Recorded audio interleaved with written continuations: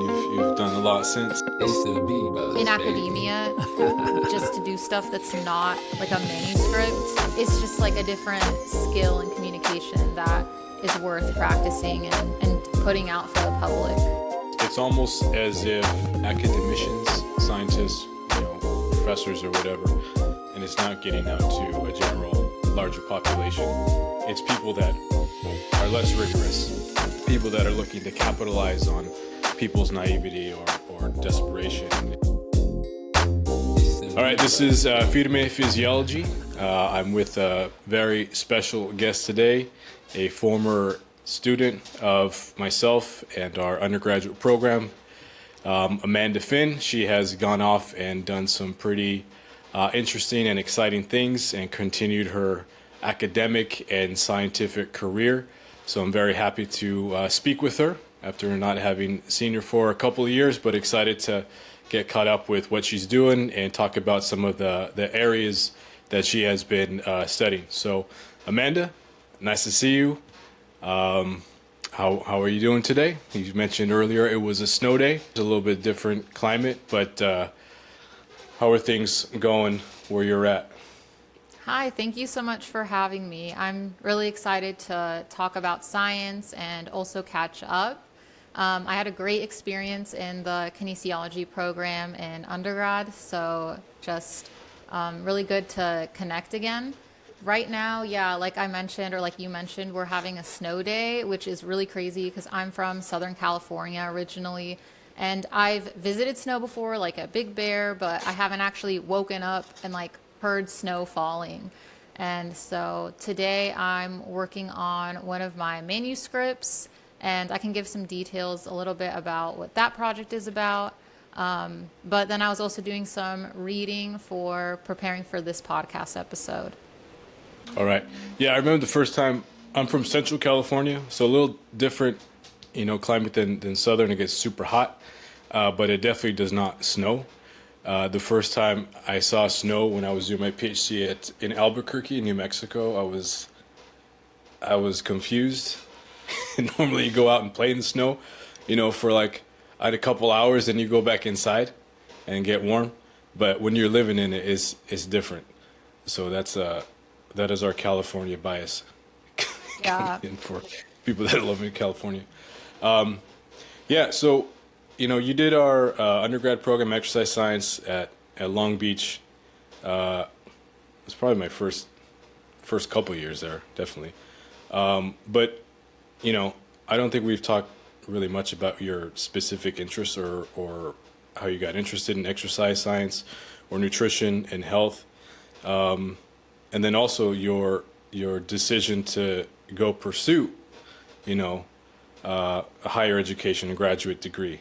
So why don't you tell us, your background, what led you to the area of exercise science, your interest, and then what ultimately led to you continuing on that education and that development. Yeah, so I guess my story really begins in community college. So I started off college doing community college because it was affordable, and I wasn't really in a place at the end of high school to make a big decision like moving across the country or, getting in debt over my education. And during those years, I majored in kinesiology because it didn't require calculus, honestly. And so I wanted to do a major that taught me anatomy and physiology initially because I wanted to be pre-med. But biology like had these requirements, and I was just like, yeah, I don't know about all this math. So I did kinesiology, and I transferred to Cal State Long Beach, and I was like, okay, this is really great, and I'm still pre-med minded. And during this process, I ended up becoming friends with some of your students, and some were master's students and undergrad students that were in research at the PEX lab. And, I'm like at first just there because I'm like, oh, it's fun to do these tests with my friends, VO2 maxes and stuff, and like Alec Wallace's master's thesis. And I was like, this could be good for med school applications. Like, I'll just dive a bit into research. So I talked with Dr. Evan Schick, who's at Cal State Long Beach in your department too, and he became my research mentor. And all the while I'm thinking, yeah, this is for med school, allegedly. And I wrote an IRB application for a study, and it was going to look at glucose-dependent insulinotropic polypeptide, otherwise known as GIP, and put a pin in that hormone for later. But then the COVID pandemic happened, and so I didn't get to do this study related to GIP. But at this point, around like April of 2020, Dr. Schick is like, come on, girl, like, you're a researcher, like, don't lie. And so I was like, oh, okay, I guess I am. And so I did an undergrad research program called BUILD, which I believe they still have at Cal State Long Beach. So that program really helps you do the professional development required to apply for graduate school. And so I applied to some master's and I applied to some PhD programs during that COVID year. And one of the ones that I found out about was where I currently am at the University of Alabama at Birmingham. And it's a nutrition program. And initially I was looking at kinesiology programs because I'm like, this is pretty good for my bachelor's. I'll just do that in grad school. Mm-hmm. But I talked to the program director for my nutrition program, and she was like, we just really connected. The research interests were super good. I had never heard of UAB before. Like from Cali, you know, I know UCLA, whatever. And I was like, damn, like UAB is actually a really good school. Like, you know, us in Cali, like we don't think about the South really. But I was like, dang. Like I was like, oh. And I remember I emailed Dr. Schick and I said, am I really gonna go to Alabama? Like, haha, LOL. Yeah, I did. I am in Alabama and I'm pretty happy here. But so I go to UAB after my bachelor's, and I am in a dual enrolled master's and PhD program. So you would just do your master's on the way of the PhD. And so my master's degree was related to kind of like the personalized nutrition umbrella of trying to figure out if there's some biomarkers that could be used to predict diets that could help somebody with fat loss or with weight loss. And so mine was about insulin as a biomarker, which it overlaps into like carb insulin model theories, but then there's also other aspects such as like how does someone's insulin sensitivity affect their adherence or their responses to calorie restriction. So I completed that master's thesis a year ago, and it's not published, but I can talk about it in the context of the general literature in that area as well later. And what I've been doing now is I got some funding to look at GIP. So that hormone that I was interested in undergrad, I didn't get to study it, but now I got to study it. And I'm looking at the associations between GIP and glucagon and metabolic outcomes following 3 types of weight loss. So Roux-en-Y gastric bypass, sleeve gastrectomy, and a very low energy diet. And so that is what I'm working on, and I submitted an abstract for the American Society for Nutrition Conference in 2025, so that's in a few months, where I'll share those findings. If anyone's going, say hi. So that's kind of like a big picture from community college to my PhD. That's awesome. It's when you go when you change sort of fields or areas of focus or subject matter, you know, that kind of indicates you're actually pursuing this thing because you're actually interested in it, rather than staying on a track or something that you're familiar with or something that you know. And, you know, for example, going into an ex-phys PhD program, exercise science PhD program. But following your interests is pretty cool. So, before we get into some of the specific research aspects and talking about, you know, some of those hormones that you mentioned and are getting into and studying, how was the transition from Southern California to Alabama? What part of Southern California are you from, first of all?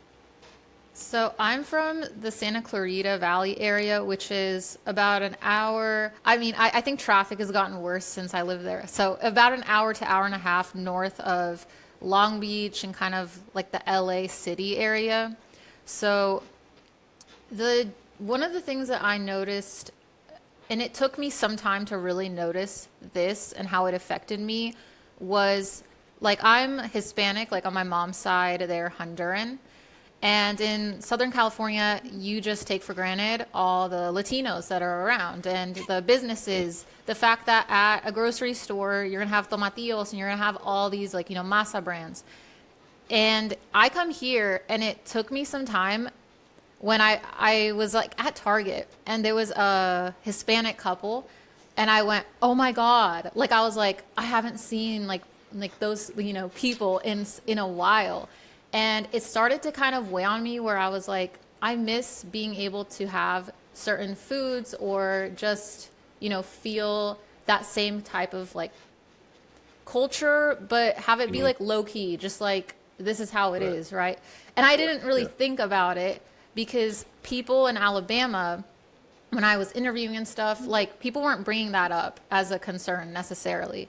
And so the low, I guess, percentage of Latinos here was one thing that kind of affected me. However, as I've been here longer, now I know where to look for this culture. So I got into Latin dancing and I go salsa and bachata dancing, for example. Or I know where the grocery stores and like where to get pan dulce from. And it really is like, it's like such a small thing of like going to buy like conchitas. It makes my whole like week. And now it's more normal because I can go do it like whenever I want. But the first time I was emotional. I'm like, oh my God, like I can have the pink concha, yay. But otherwise, I really love rain and the outdoors. And so this place in Birmingham, it offers you a lot of great like trails and mountains and like just the casual rivers and streams that we have here is just so awesome to me. So there's definitely some pros and then there's some cons. But I think I'm pretty happy here and like I'm not desperate to move back to California because it's just it's so much cheaper here as well to live. Yeah. So like I can afford a 1-bedroom off of my T32 like NIH stipend, but that's the same stipend they give you if you're in San Francisco. And it sucks. Like, It ain't the same. Yeah, like how are you going to give somebody $30,000 and just be like, yeah, do that in California, do that in DC? And it's like, no. So that was definitely part of my decision in coming here is I knew it would be more like financially feasible to just have a better quality of life, even if some of the cultural aspects are a little different. Yeah. We did a modified oral glucose tolerance test in one of my classes labs recently. I brought in some bundles. I saw that. We took blood glucose over. That was for extra credit. So, yeah. I want to see that some in a of them paper. have not had it before. What's that? I want to see that in a paper. You know what? That might be an idea. Yeah. That's a build project right there. Yeah. Yeah. Okay. Very cool. Very cool. I have not had to have the experience of not living in a place where there wasn't taco shops and taco stands and pan dulce around. In Albuquerque, there's a Hispanic population there, so it was always accessible. But that would be rough. Okay. Well, let me ask you then. You had mentioned a specific hormone that you were interested in looking at. Remind me what it was? GIP. GIP. And just spell that out. Glucose-dependent insulinotropic polypeptide. Okay. I myself am not familiar with that peptide. But with that hormone in mind and maybe some of the others that you are getting into, what sort of perspective or what role or what question are you looking to answer in relation to that? So maybe with that, you can give us a little bit of a description of what its function is, what its effects are, what its relevance is in health, obesity, disease, things like that. Yeah, so GIP And I'm so like I'm always sorry to say the full, its full government name because it's just like people hear insulinotropic polypeptide and I'm like, yeah, they if they're not in Yeah. physiology, they're lost. Like my behavioral science friends, I'm like, I'm so sorry. But anyways, GIP is a hormone that belongs to the class of hormone called incretins. So have you heard about incretins, incretin effect? Yeah, so that is one hormone that belongs to the incretin hormones. The other one is GLP-1 or glucagon like peptide 1. So GLP-1 I heard of has, that one. yeah, yeah. So GIP, GLP-1 belong to this incretin family. And what they do, one of the things that they do is they help with your insulin response. So in GIP's name, it's insulinotropic. So it helps with your insulin secretion. So that's one of its functions. And GLP-1 does that too. So they're both gut hormones. They're secreted from the small intestine after you ingest a meal. GIP tends to be a little bit more sensitive to fat. So if you're eating a mixed meal, it's got fat in it, you're going to have some GIP secretion. And GIP, GLP-1 both help your pancreas in, it kind of like fine tunes the type of insulin response you'll get. And so they're pretty good, and like I consider them good in that way. I mean, it's kind of like black or white terminology, but that tends to be good if we're concerned about someone's, ability to respond to a meal in the postprandial state. And besides their commonality, GLP-1, GIP, they have that commonality with insulin responses, then they deviate a lot in their actions. And so GLP-1 we hear about a lot with weight loss drugs because it acts in the brain, it helps with satiety. GIP has been rather controversial. And so controversial as in whether it would help or hurt in weight loss. So GIP, it has some effects on promoting lipid storage or fat storage. And so it's a lipogenic hormone. And in the fed state, that kind of makes sense. Like you've had a meal, so okay, it's time to store up that meal in fat. And so for that reason, people have been kind of like, yo, maybe it's not, like maybe it wouldn't be a good thing to put this into a weight loss drug. However, what we find is when we do this in like pharmacological doses, the GLP-1 and GIP combined actually helps with weight loss and helps with type 2 diabetes. And so that's one area that maybe people who aren't interested in the endocrinology but are interested in like, the weight loss drugs and they're hearing about Ozempic and stuff. So you might hear about GIP there. But I'm sorry, is it an additive effect where the GIP and GLP-1 are additive in terms of it yes. outperforming as a regular GLP by itself? Yes, that seems to be the case, and I'd have to brush up on those studies, but I do believe GIP, GLP-1 co-agonists do outperform the GLP-1 receptor agonists when it's just GLP-1.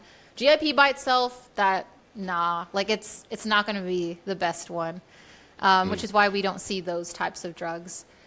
But within regular physiological contexts, here's the reason that GIP doesn't do the same thing when it's just made in the body versus when you give it to someone in a drug is because of the degradation. So our bodies have these enzymes that will degrade GIP and GLP-1 very quickly, and they're called DPP4, so dipeptylpeptidase 4.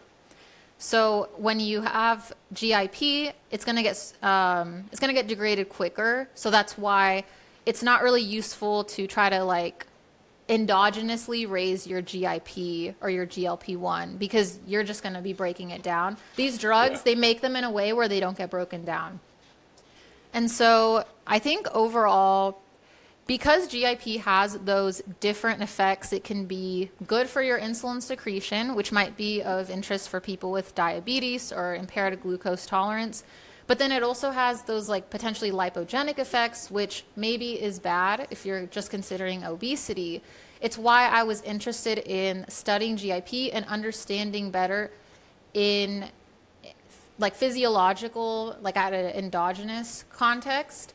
Is it good or is it bad to have an increase or a decrease in GIP? And so I can say, well, I just don't want to talk too much about my results until they're peer reviewed. But it does appear, because my results are so far in agreement with other studies, it does seem that having increases in your GIP can be associated with increased insulin resistance. So while I do love GIP, I won't lie, I don't want to talk bad about it. But yeah, it may be associated with poor metabolic outcomes. And so that's kind of where I'm at, sending back my draft of my manuscript to the co-authors, hopefully today or this weekend. But that's kind of the story with GIP. And I don't know if you have any follow-ups. Yeah. Okay. So why don't you describe how you studied that and how you came to those conclusions, or how that results were generated in terms of correlating the insulin resistance and the GIP? How was that assessed, established, and studied? Yeah, so what I was doing is it's a secondary data analysis in a clinical trial, and they compared 3 weight loss treatments where people lost the same weight, had the same body composition changes. So it was controlled, but it was not randomized because 2 of these weight loss interventions were bariatric surgeries. So it was trying to see differences between Roux-en-Y gastric bypass, sleeve gastrectomy, and then very low energy diet, which is like 700 calories per day. And so these 3 groups, sample sizes are small, but in these 3 groups, they got blood samples, they got indirect calorimetry, insulin sensitivity at baseline, and then at follow-up. And so what I was looking at was how, from baseline to follow-up, was the association between changes in GIP levels and changes in like HOMA-IR as an insulin resistance index, or changes in respiratory quotient, for example. I looked for interactions as well, which I did not find interactions. So the associations were consistent in all the 3 groups that we looked at. Okay. And these would have been baseline measures? Yeah, so baseline we got fasting and postprandial GIP. Okay. And then so the correlation with the insulin resistance is going to be correlated to the HOMA-IR scores. Yeah, so like a HOMA-IR, yeah, which is your fasting insulin and fasting glucose. Were there any differences going from the pre-intervention to the post-intervention that would presumably have produced weight loss? Differences in, like, what do you mean? Like was a correlation present pre-intervention and post-intervention? Oh, I see. I didn't look at that, but that would be interesting to see like cross-sectionally. Yeah. Yeah, the previous research has been cross-sectional, and so mine was looking at like change during weight loss. But yeah, the previous research that's been cross-sectional, they have seen the associations between GIP and insulin resistance. And was there any influence of amount of weight lost? Was there any difference, any effects on that correlation when looking at the amount of weight lost? I didn't see that. And one thing that you bring up with the correlate or with like a cross-sectional question is with some hormones, it's very difficult to disentangle it from like total fat mass or total body weight because, you know, the amount of insulin that you secrete may be associated with your adiposity, for example. So that is always a thing where it's like we can't determine causation. Like it might be doing something, or it might just be also associated with their body size, which can also be associated with insulin resistance as well. So yeah, that's always something with the hormones to worry about. And what is your speculation or hypothesis in terms of why that trend might exist or why that relationship might exist? That's a good question. I believe that there. So I'll say that I looked at postprandial and fasting GIP for their correlations with insulin resistance. And postprandial GIP was not associated with insulin resistance, but fasting GIP was. And we don't know very much about GIP in the fasting state, to be honest. So what I think is, based on what GIP, fasting GIP was also associated with, it was other fasting markers of metabolic health, such as RQ, fasting RQ, and HOMA-IR, which is fasting insulin resistance. So this may be painting a picture that GIP could be, it could at least be associated with things related to your fasting metabolic state. And so I think that there just needs to be more research about what GIP can or can't do in different tissues. So that's an issue with the incretins, is that sometimes their action is dependent on your glucose state, for example. And so that's something that I think it may be something for preclinical research to tackle, or it could be done clinically, I think, too, to like see if it's really possible for GIP to influence your adipose tissue at fasting glucose concentrations, not just at your postprandial ones. Right. Yeah, no, you mentioned the causality aspect of it. It's hard to establish causality, right? Especially if you don't know all of the specific mechanisms or all the specific functions of a particular molecule or hormone or something like that. I've got involved with a group from Iran, actually, and they've with them worked on some papers that have looked at interval training and things like what's it called, astaxanthin, like some antioxidant, sort of nutraceutical plant-based antioxidant supplements, and adipokines. And in some of the data, say in the case of obesity, an adipokine, that's a molecule that is secreted from the adipocytes, the fat cells, right? A anti-inflammatory adipokine, like, is good, right? It is anti-inflammatory, has good effects, good function, right, on overall health and whatnot. But you might look at some literature, and getting into this area, I've looked at some literature that this anti-inflammatory adipokine is elevated in obesity or in diabetes, and one might think, well, why is it upregulated? If it's good, why is it upregulated in this bad condition, this pathological condition?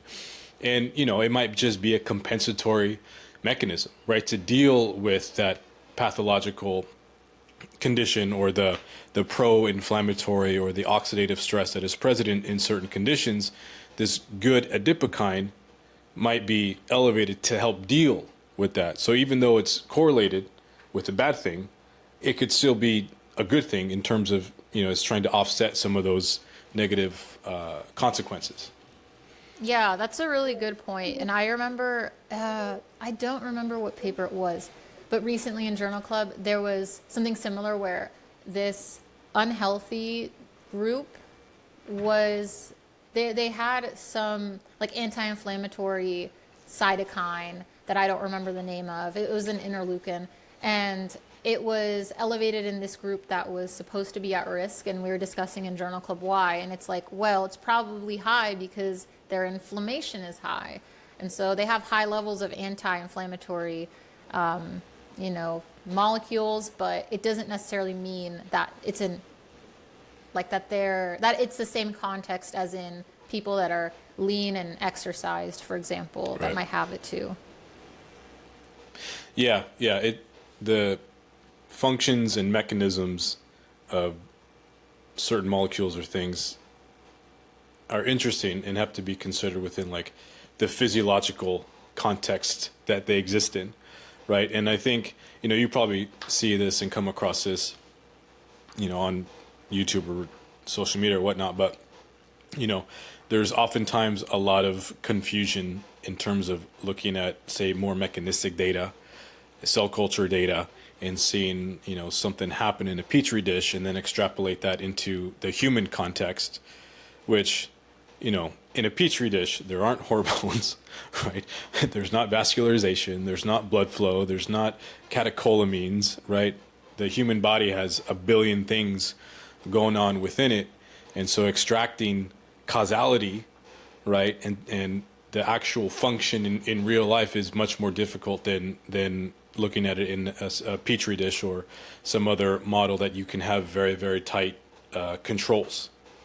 Yeah, and I actually want to bring up a paper that made some waves. I think it was in 2023 or 2022, and it was about erythritol and cardiovascular disease risk, or major adverse cardiac events. Do you remember anything about that? No. Okay, because it was a big deal in my field, and I presented it on it twice because I was so like it was exactly what you were saying. Erythritol is basically like a sweetener. It's not even an artificial sweetener first. And I think the title said artificial sweetener erythritol. It was published in Nature or something. So first of all, like it's being conflated with an artificial sweetener, but it's not. It's technically like naturally produced. Whatever. They saw in petri dish that it was really bad for, you know, cardiovascular events, like blood clots. And the paper was not a bad one. It just the takeaway was like, oh my God, anything with erythritol is going to give you a Right. heart attack. And Right. and we had so much fun in our, you know, academic circles discussing the limitations and all this, but I think to most people, they're not going to know, like, oh, this is a preclinical model, here's the limitations, or this was a cross-sectional epidemiological study, they didn't control for this factor or that factor. So people could, like, years later be affected by a headline that CNN or ABC or whoever ran related to our stuff. And it's just like, how do you combat that when Right. people Yeah. also online are making misinformation? It's not just like like, you know, traditional media, it's regular influencers that profit from this too. So like I'm like I can't get upset all the time, but sometimes it is upsetting. Yeah, you got to pick and choose what to get bothered by, because there is no end to it. Yeah, and then one thing that, you know, I think gets overlooked a lot of times, and especially with maybe social media podcast influencer type people that either are doing it intentionally or unintentionally and they just don't know, or they're doing it intentionally and they do know and they're just trying to push and sell some shit, is, you know, you also have to like balance outcomes or balance effects, right? So is this erythritol? That's Yeah, erythritol. is it non-caloric? I think it is, and it is in. It can be a sweetener in like energy drinks. So Monster Yeah. energy drinks. When I was reading this paper, I looked through my pantry. I saw at the time, Monster energy drinks. Don't sue me, but like they had that. So it's in some foods as a sweetener. Yeah. Yeah. So, you know, with this or even other non caloric sweeteners, artificial sweeteners, non-caloric sweeteners, right?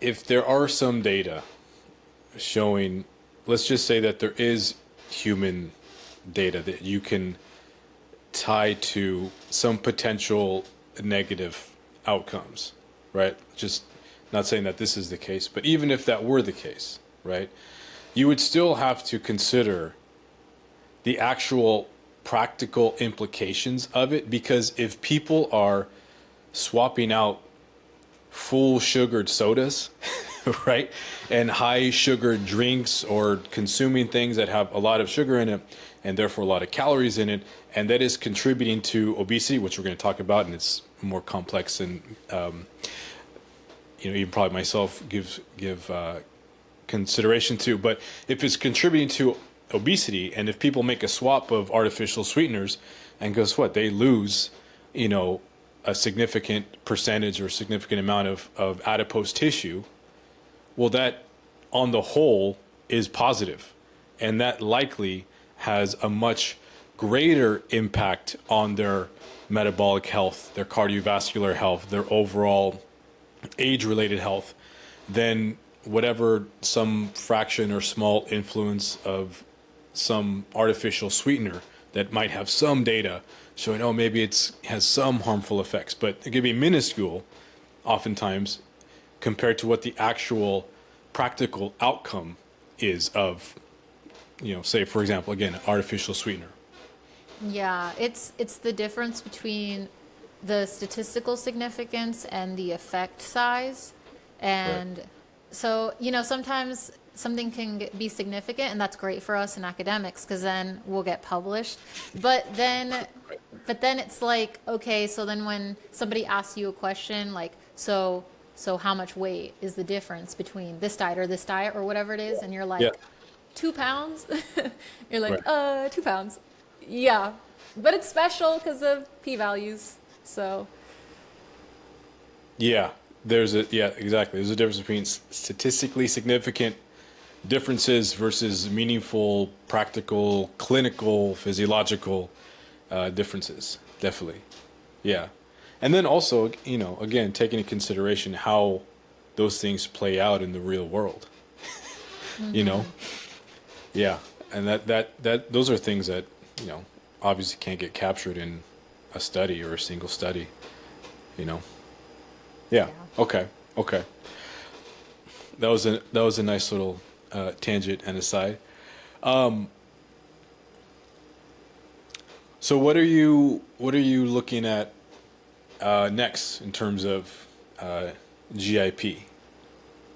So I don't plan to look at GIP next. However, I do plan on trying to look at obesity and when people may be metabolically healthy and have obesity, and what are kind of some of the factors that are associated with metabolic health, whether you have the high BMI or not.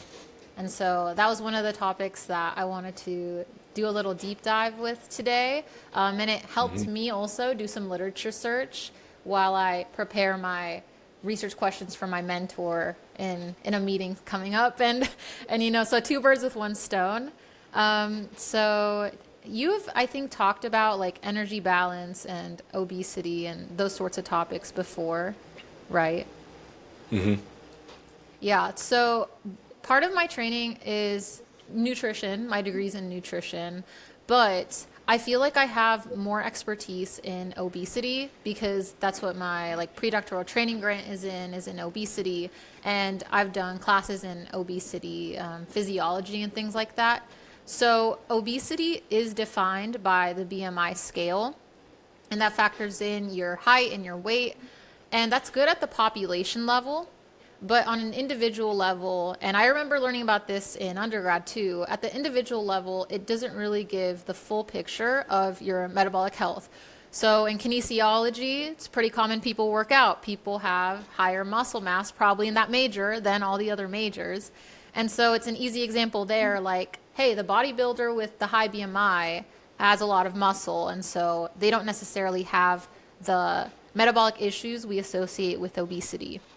But on the other hand, there are also going to be people in the population that do have a high waist circumference, but they still are not going to have the metabolic issues related to obesity.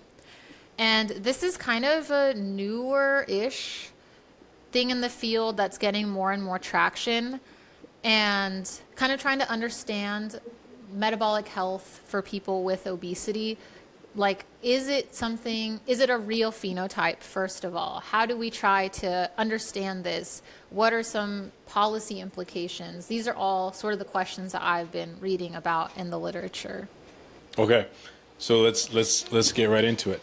Yeah, I have mentioned some of these things on this YouTube channel, and then I don't know if I had mentioned this when you had me, back a couple years ago, but I have added a section in terms of looking at the differences in, say, health risk or difference in metabolic function or dysfunction in obesity, and there are differences, right? Like you're gonna allude to.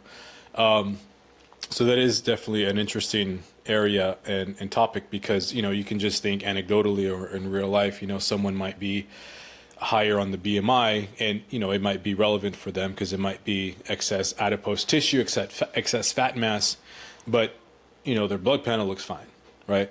Or their insulin sensitivity looks fine and their levels of, inflammation are fine, blood pressure, right? And like you're going to discuss, it is pretty heterogeneous, right, in terms of the metabolic phenotype that obesity might present. So why don't you, start getting into that in terms of talking about this phenotype, whether it is a phenotype or not, of metabolically healthy obese. Yeah.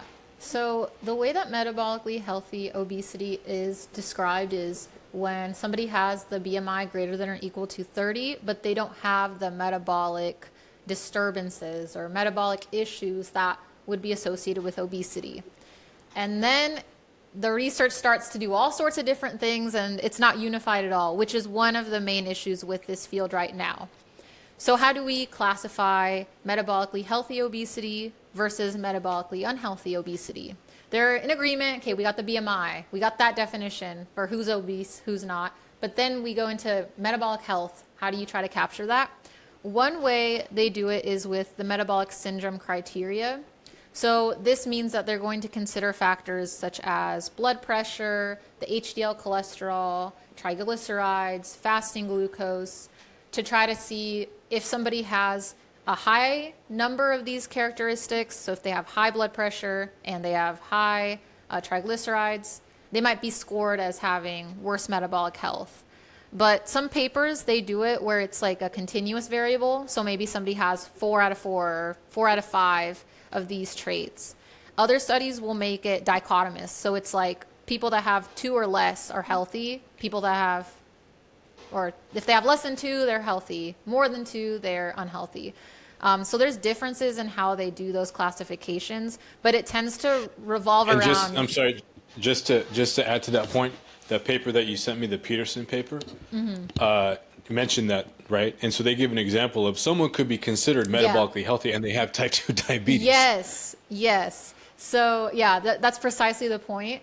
So sometimes in a study, they're going to have a score based on many different traits, which are different. The reason that someone could have like high cholesterol versus high fasting glucose are fundamentally different, and they would be managed differently, but they get put into one category, whether that's healthy or unhealthy. So that is a big problem currently. Another thing is some studies will look at HOMA-IR. So they will be using an index of your fasting insulin and fasting glucose to categorize you as metabolically healthy or unhealthy. They won't bother with the blood pressure and the other like lipids. Then the most strict definition for metabolically healthy obesity, and this is what I'm going to use to describe metabolically healthy obesity in America from an NHANES study, which I'm like, wow, they have that? That makes my job so easy. I'm so glad that they have published this. But the stricter definition is no metabolic abnormalities, and this is those same traits, the blood pressure, cholesterol, and fasting blood glucose. So they're like, they got to have 0. They can have obesity, but they got to have 0 to be considered metabolically healthy obesity. And so I will just describe what the NHANES study found regarding metabolically healthy obesity in America. So this is data where they're comparing from 1999, they're going from 1999 all the way to 2018. And they gather data from the whole country, so it's representative of the United States population. And they're tracking things like obesity. They're getting some biomarkers like fasting lipids and fasting glucose. And then they're getting some socioeconomic factors and things like your education and your employment and things like that. And what they found was that in 2018, about 40%, there was 40% prevalence of obesity. And of that percent, so of the people that have obesity, about 15% were considered to have the metabolically healthy phenotype. And then that leaves 85% to have the metabolically unhealthy phenotype. So just from that, it's good to know it's not the majority, it's not even half of the people that have obesity defined by BMI. So it's not half that have the healthy phenotype. It is still the minority, But that's not nothing, that's not like less than 1% or something. So this is still relevant to consider in the obesity field. And then when looking at things that were associated with metabolically healthy obesity, that tended to be, you had, how to phrase this, younger people tended to be more likely to have that phenotype. People with higher income and higher education tended to have metabolically healthy obesity. And I think for racial and ethnic disparities, non-Hispanic white people were more likely to have the healthy phenotype. And so they really just commented on that there's going to be things in the environment and maybe some individual level factors that contribute to somebody having the healthier phenotype for obesity.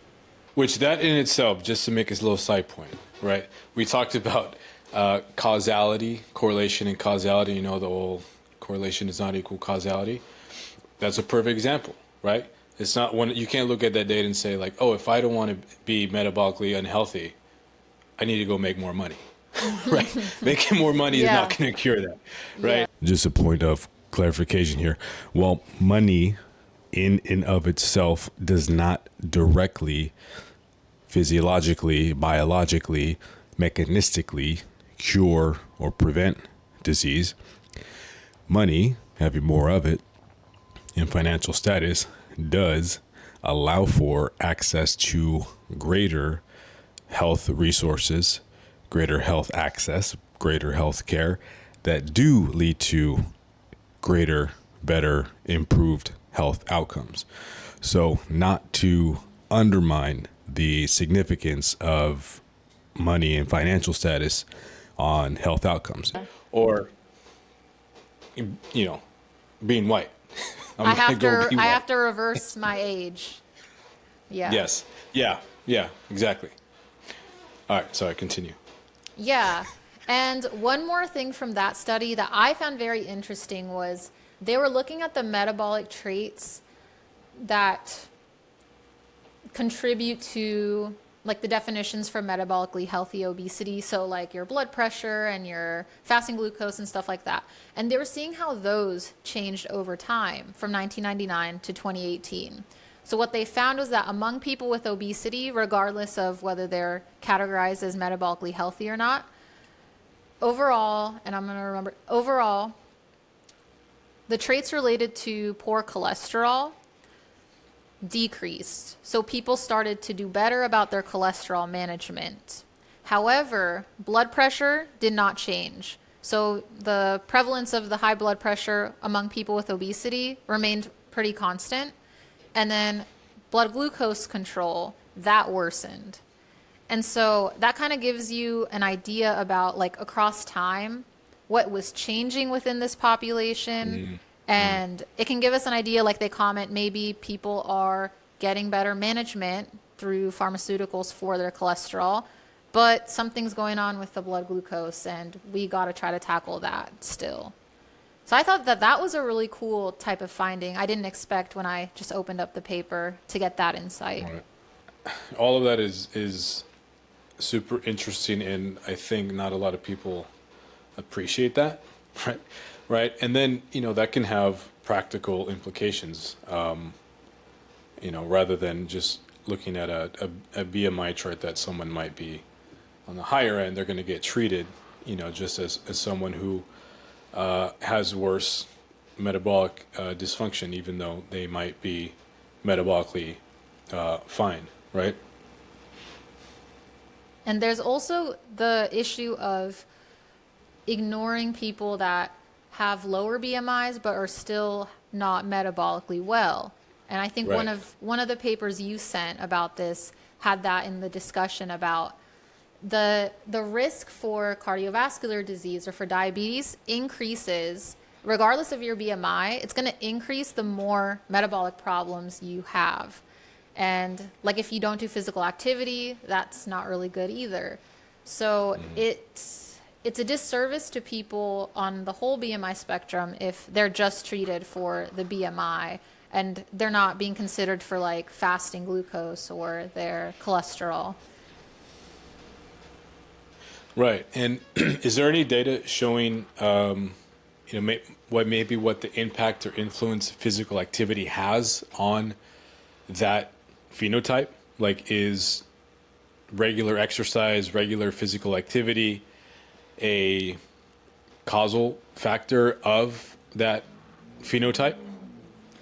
I saw in one of the review papers that they did not really have too much evidence on it. And while they can kind of believe, like, yeah, exercise is good, yeah, it's probably good if you have obesity to exercise. But I don't think, like, in NHANES and in these epidemiological cohorts, they don't really collect too much Right. on the physical activity, with the exception of the one you sent, and it's self-reported.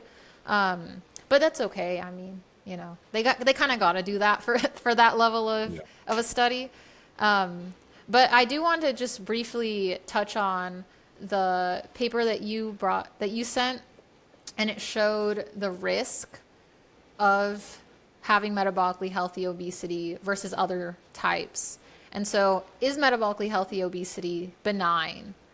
And some of the studies that I went over are showing that it's not benign, but there's kind of like a tier list. So I don't know if you've seen like those tier lists where it's like S tier and A tier and all that. I've seen them, but I'm 37 years old. I have Yeah. no idea what the letters mean. Yeah, okay. I was literally making a tier list, but then I was like, no, I should stop. Okay, the tier list is just simple. It's like A, B, C, D. Like the top is the best. So yeah, like Why is S at the top though? I don't know what S stands for, honestly. Like, Okay. I don't know. I'm sorry. I'm a Gen Z, but I stay off TikTok. Like, Yeah. so yeah, like I'm Gen Z, but I'm doing a PhD, so I'm kind of different. But Yeah. yeah, like okay, like I am giving a lot of grace to obesity and to the nuances, and like not everybody with obesity is going to be unhealthy. However, I will admit the S tier, the highest tier, as far as like preventing your risk for different cardiometabolic disease is going to be metabolically healthy, normal weight. Like yeah, you got me. But as we go down the list, then it gets more tricky because it's like if you have metabolically healthy obesity versus metabolically unhealthy underweight, like it's like sometimes it seems that metabolically healthy obesity wins, but it's Yeah. very complex. It depends a lot on the specific comorbidity. As one of the studies that we read showed, it's like I don't even remember these comorbidities, to be honest, like peripheral vascular disease versus cardiac something, because I don't study those things. But it's like one outcome could be that having obesity is protective, but another one, it's not good to have obesity. Right. So I'll say like, yes, the best one, on a population level is the normal weight without metabolic issues. But then it gets to be more like individual level, and what Right. does the metabolically healthy obesity look like? Because is it the zero issues one, or is it they have two, but they got classified as healthy? So that's where it gets very nuanced, and it's hard to make generalizations about what's the best phenotype to be. Right. Yeah, yeah, and I think, from a real life practical practitioner standpoint, you know, those things are good to know, right? But then even applying those things into practice. So like, I don't know if you remember, but I've have done personal training for a very long time, and still do a little bit of it now.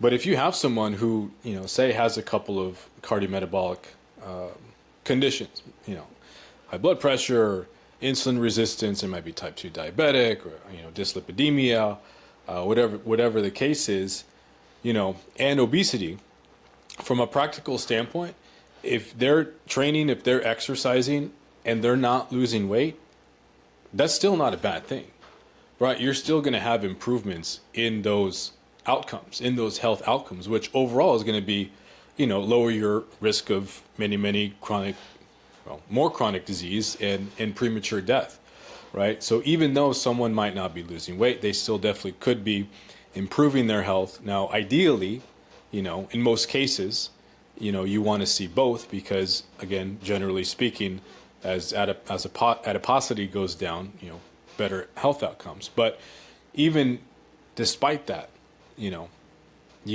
want to encourage people to not be discouraged if they're exercising to try to be healthy, but they're not seeing movement on the scale.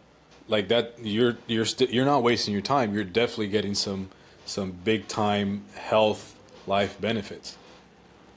Yeah, and I think that that's really great to have that practical, real world experience working with people too, because then it gives you those insights of like how would you try to encourage somebody if you're trying to focus on health but not necessarily weight? Because in a lot of people's minds, like they've grown up being told, they got to be smaller to be healthy, or they always got to lose weight. So what is kind of the way that you try to communicate that it may not all be focused on weight all the time? Sometimes there's other benefits to the exercise. Yeah, I would just, to be honest with you, one thing that is really useful and goes a long way with most people, and it's not even really, say, physiological or clinical, but it's just like, hey, don't you feel better? Right? You can do more. You can get up easier. You can do things without getting fatigued. You can, get up and down. You're not out of breath. You can move, right? Even some things as simple as that, from a practical perspective in communicating and working with the individual, you're not even measuring, okay, what's your blood glucose, right? What's your blood pressure? But even just that there is like a very obvious and impactful indicator that some positive effect has gone on, right? Now, if you do have access to some of those measures and you have been working with someone long enough to see changes occur over time, right? Then yeah, you want to sort of ask like, okay, show me your markers, right? Show me your blood levels, show me your glucose, right? And generally speaking, if they've been consistent and they've been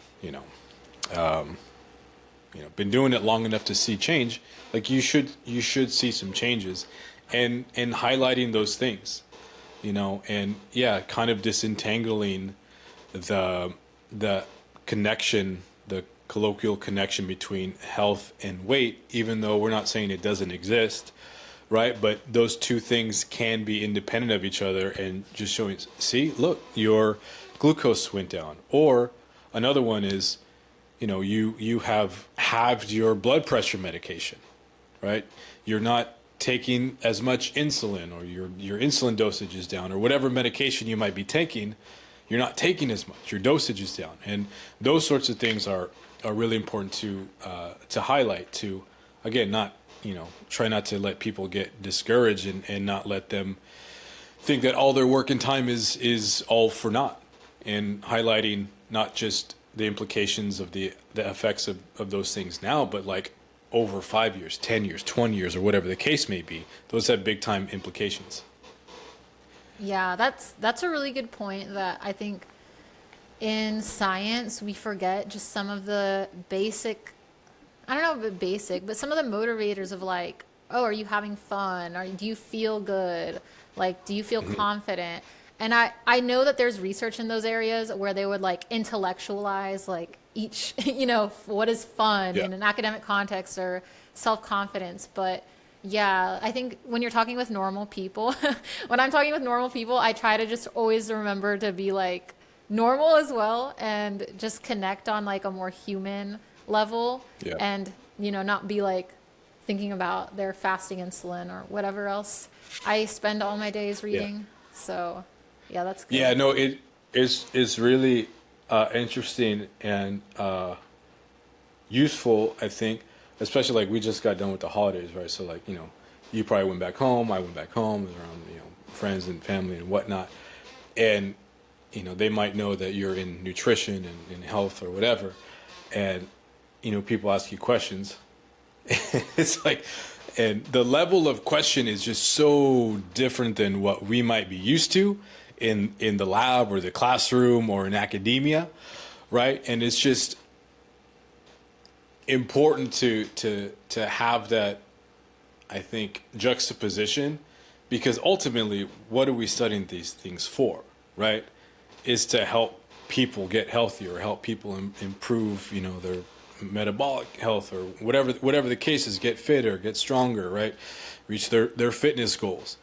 And, we might have a huge intellectual, in-depth, mechanistic discussion, but it's like the type of information, like, that's good to know, right? But the type of information that you're communicating, with a non-scientist, physiologist, nutritionist person is just like, is very, very different. So to be able to communicate those things is super important.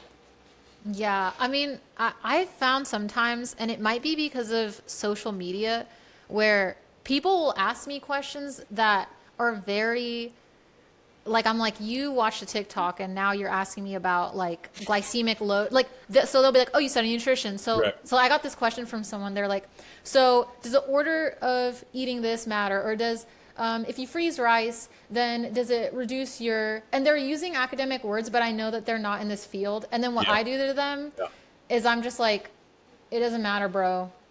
And like, I just don't take the bait. Like, I'm like, I know the answer. Like, I'm like, well, like your insulin response is going to be impacted by this, but I don't get into that. Like, I'm like, you're not a professor, ask me questions at my defense. So I just go like, dude, like, why are you worrying about that? Right. And so I don't know, I just like to troll them because I'm like, I have this knowledge, but when people are asking it in a certain way, I'm just like, dude, just like touch grass, man. Like, it's not a big deal. Like, if you froze rice before you ate it or not. So even though, yes, I read those papers, I'm not going to tell them, well, yeah, here's the breakdown academically, Yeah. Yeah, the level of impact in real life can get blown out of proportion and really distorted, when it hits people's ears on their algorithm or whatever. Yeah. Yeah, you got to, I mean, there's a lot of stuff with exercise, but I think nutrition's even worse. Yeah. Beans are bullshit. Coffee is borrowing tomorrow's happiness today. Coffee is bullshit. Not kale or broccoli. I would never eat this garbage. That's total bullshit. I ate a green banana. Oats are a grain. Grains are seeds. Seeds are highly defended. They are full of plant defense chemicals. This is complete bullshit. People often ask me if I use deodorant in these pits. Absolutely not. I use nothing. Because everybody eats. So everybody thinks about their food in a certain way. And I think there's times when people will ask me, because they just want me to affirm their beliefs. They'll be asking me about nutrition, and they're like, oh, you study nutrition and carbs? I don't tell them I study like carbs and insulin, because then, oh God. So they'll just be like, so it's bad to eat carbs, right? And I'm like, no. And then they're just like, oh, well. And then they start treating me like I'm just wrong. And I'm like, Right. but if I had said what they agreed with already, they would have been like, yes, queen, like you're an expert. Yeah. But if I disagreed with them, they're like, oh, never mind. We don't care about you anymore. So that's why I try to just keep it to like the big picture of, don't worry about it is my answer most of the time. Yeah, and there's a lot of that, and especially, I try not to get exposed to it too much because it's irritating. But as a male, my algorithm will send me certain things, and there's like the whole biohack, manosphere adjacent type stuff. It just gets so, people get hooked on stuff for emotional reasons, and almost it's like, I know what the truth is. We're the right ones, right? We're gonna do this really obscure, minimally impactful, minimally scientifically efficacious practice, and like this is the thing because so and so said it, right? And there might be some data to it, But again, the the the efficacy or the efficaciousness or the effect size, right? The actual impact that this one thing might have is going to be so minuscule compared to just the basics that are not sexy, right? Right. Eat a balanced diet. Eat some fruits and vegetables, right? Touch grass, but getting hooked on some of these super esoteric, biohacky type things is I think more psychological than than health, but No, I totally agree. And this is not really a hot take, but it's kind of like the whole omics and personalized and precision, like medicine and Mm, stuff. yeah, It has been something where I'm just like, I like, and I'm not trying to be like, we just need to focus everything on public health and like social determinants of health are everything, but I worry that we will try to like think like every single one of us requires a unique solution. And it's true right, that while we're not one size fits all, and in obesity, they'll say it's not one diet fits all. But as my mentor, Dr. Gower, says, you're not going to get your personalized nutrition readout that says you get to eat Fruit Loops and Twinkies and that's going to solve your problems. Like, no, it's probably going to be eat fiber and whatever. There may be right, some things where some people could tolerate a higher carb, more refined diet, and they're not going to experience I don't know, effects that cause them to overeat. So some of that research is being done, like who responds to ultra processed diets with like, yeah, overeating, who's not going to be affected by our current food environment today. But as a whole, like some of these messages that are one size fits all would be good if people were able to follow them. And so it's not about like I'm here like I don't know if there are significant gaps in knowledge. This is I don't know. I think this is just my belief. I don't know if it's a fact, but I'm like, are there really big gaps in knowledge to be filled that would change people's lives and health? Or is it the implementation and the resources and the politics that, we can't solve through scientific questions? And that's hard to cope with as scientists. So right. we just come up with new ideas and methods. Yeah, and I think some of them can be legitimate and driven by literature and research, but then a lot of it can just be there's a market. There's a market. I'm gonna sell a product. A lot of this stuff is not regulated, right? And I'm just gonna cash in on that, on that confusion, on that gap, on that I don't know what the word is, right? Desperation at some point, at sometimes, right? And then you mentioned like the omics type stuff. I'm not super familiar with all of that, but I know like the general idea of it. But it reminded me of, again, kind of going back to like the biohack, manosphere adjacent type stuff, where it's like all of these strategies, protocols, therapies, sauna, infrared, red light, cold plunge, I don't know, blue light blocking, all of these compression, all of Supplements. these things. Yeah, the supplements, right? Or the supplements. And to me, and I probably to you as well, like that's for people that got money like that. And so when and that made me think of the omics type stuff because that stuff costs money. If you're going to go get some sort of like blood test, printout, genetic type thing, like all of these things, even if they are efficacious, a lot of them are overblown. But to me, like it just rubs me the wrong way because it's just like that's not going to help the type of people that one I'm from and the type of people that need the most help, right? Yeah. And one of the issues is also when we consider health disparities, That could be racial Yeah. or ethnic. It can also be by income. But if we have these treatments, and that includes obesity medications like the GLP-1 receptor agonists, when they're not available to the poorer people, if I'll just use a non-academic word there, then the health disparity is going to worsen. And it's just like, do we even care? I know we care, but it's just like, do the people that generate these solutions care? And it's like, maybe not.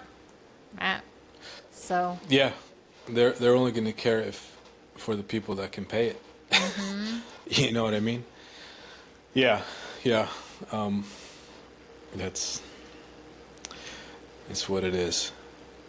one thing that was interesting from the paper that I sent the Peterson et al. 2024, that was a study from Samuel Klein's group, and I had the honor of meeting him at Obesity Week this past year, and he gave a presentation about this paper. And that was one of the things that really inspired me to think more about metabolically healthy obesity.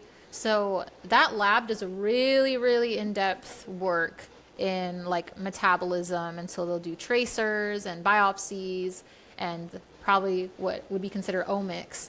But what he found really was characterizing like different organ systems and comparing the metabolically unhealthy obese group, the metabolically healthy group, and then like lean people. I think lean was normal BMI, but that might not be true. But they were just they didn't have obesity. And what they got more information about was the adipose tissue and the skeletal muscle, kind of like variables, hormones, secretagogue. Well, I don't know if secretagogue is the right word, but secretions that can be associated with the health or the lack of health. And one thing that is very interesting is like adipose tissue is a very dynamic organ.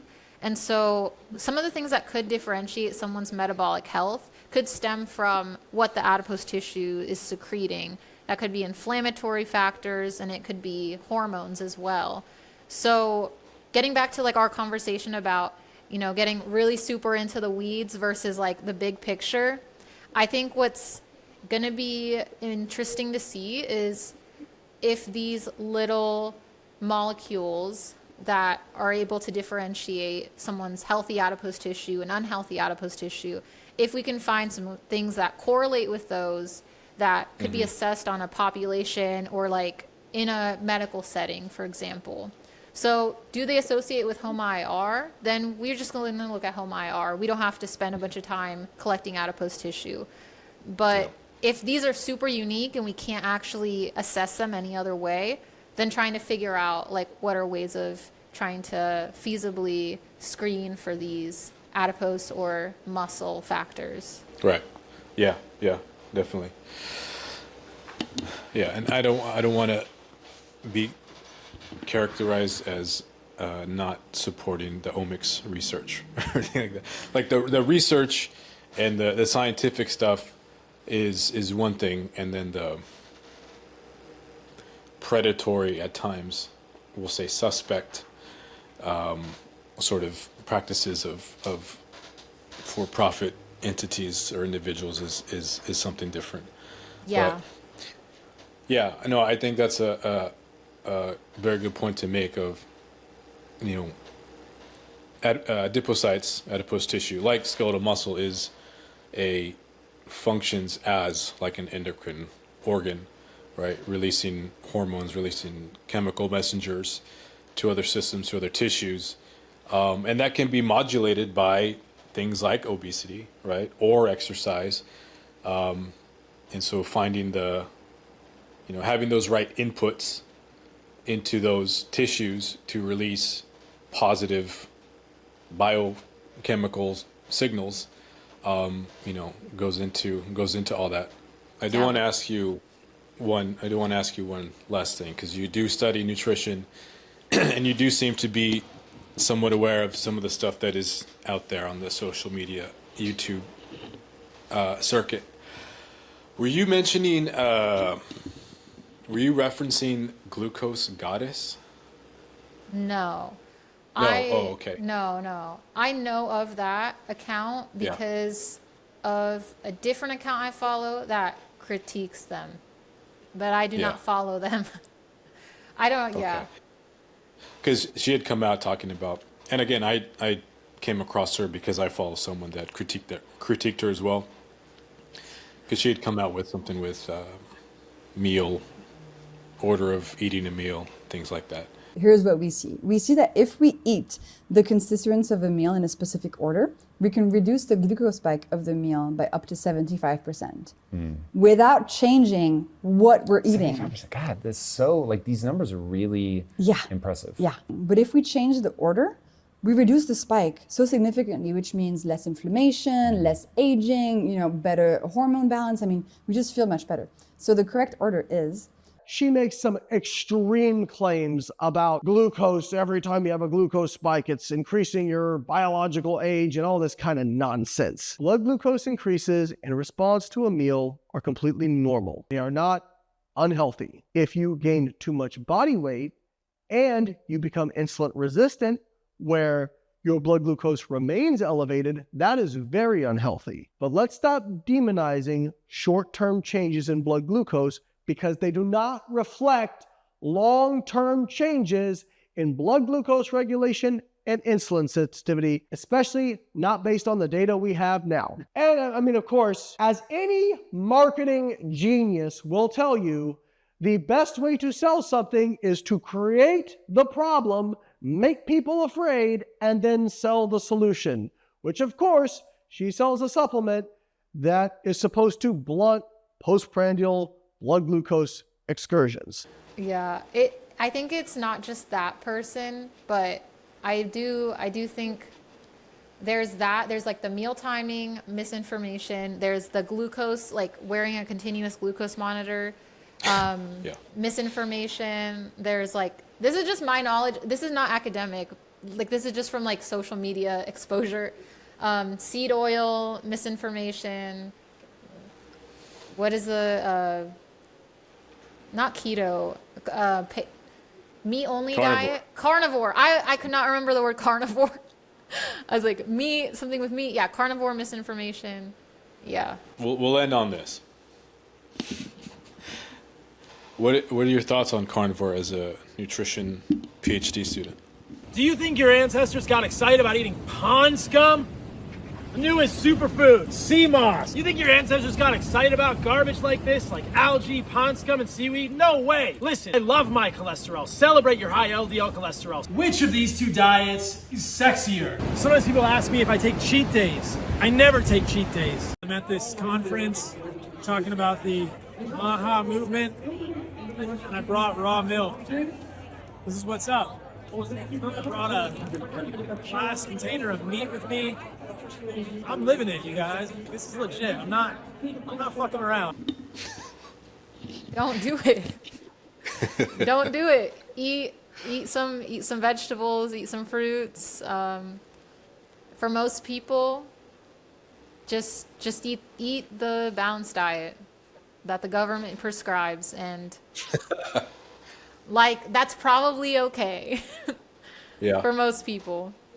Yeah. Yeah. So no, I'll go on the record, I'm anti-carnivore. But I think you can still eat meat. You can eat meat. That's fine. Right. Yeah. Yeah. Yeah. It's because you're not alpha. I'm not. I'm a beta. Yeah. I'm a woman, so I don't know if I can be alpha. Yeah. Yeah. Okay. Well, hey, Amanda, thank you for your time. This was an interesting conversation. Nice to catch up with you and hear about what you're doing and talk about some cool science and also some real world impacts, because ultimately that's where hopefully the research ends up being useful in. So I appreciate it, and we should do this again and talk about some other things. I think that would be good. Yeah, definitely. Thank you so much for having the conversation. But, even if this wasn't for like a podcast, like it was still a good use of time and, developing ideas and my kind of science communication, and, processing some of these things out loud is helpful for when I go back to the lab and have to talk about them again. For your defense. Yeah. Yeah. Yeah. Yeah. If you can handle YouTube comments, you can handle your PhD committee. Yeah, I would rather handle my committee every day. Yeah. Don't worry. This thing doesn't get comments. Oh no, I wouldn't look. You're fine. But yeah. Yeah. Yeah. No, this one's gonna get comments. The one's gonna get algorithm is just gonna be like, yeah, screw them. Yeah. We triggered some internet circles. You called out glucose goddess. That wasn't me. Glucose goddess. That was you. Yeah. So. Hey, it's Yeah. on site. It's on site. Yeah. Okay. All right, Amanda. Well, thanks, and we'll talk again soon. Okay. Thank you. Stay safe.